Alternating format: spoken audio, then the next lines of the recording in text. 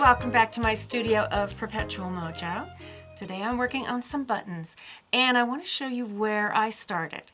Several years ago, when I was still working with stoneware and earthenware, I made a whole bunch of little arty buttons that would go on another piece of art in a fabric or mixed media piece. A little bit later on, and you can tell it was about Halloween time, I experimented with some ceramic and polymer clay buttons that could actually be sewn onto something you would wear. I did all kinds of things where the eyes are the buttonholes.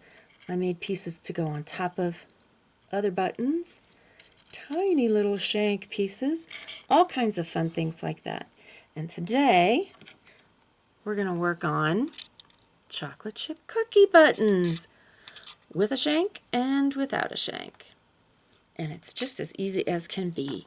I made this mold from a little bit of mold making medium.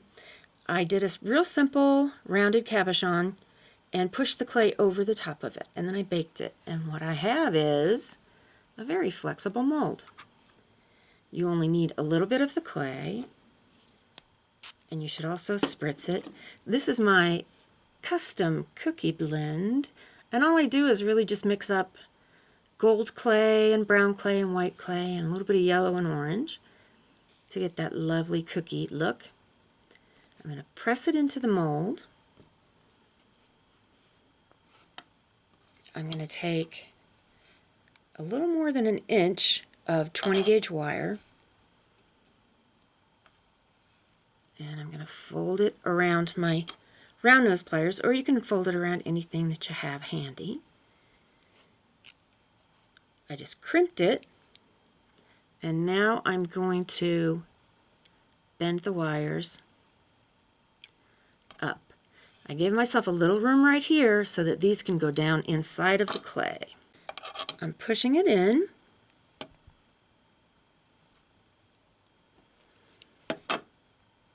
Okay, about like that. And then I have these two tiny pieces that I'm going to flatten out and place over the edges of the shank.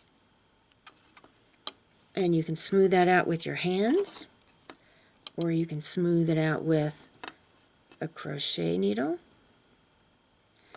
And then when it comes out, you'll want to put an extra dab of glue there. You could finish smoothing that out too, and then you'll be ready to bake it. No, you bake it first, and then you put the glue on the back. Set your button with its shank on top of something, and then you're going to steady your hand, give it a little squeeze. The paper glaze is a really good delivery method because the nozzle is very small.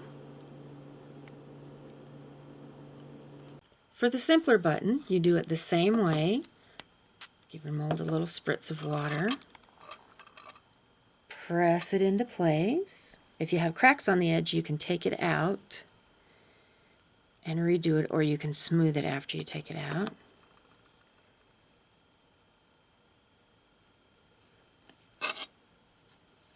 Then I put it between my fingers to hold it in place, and I mark the holes. I hope you enjoyed this project. I hope that you're inspired to try something like it. And if you do, you know I want to see it. Email me, Candace@cool2craft.com, anytime at all, with any story you want to tell. Make sure you have high-resolution photos too. I'm Candace, and I think it's cool to craft with cookies.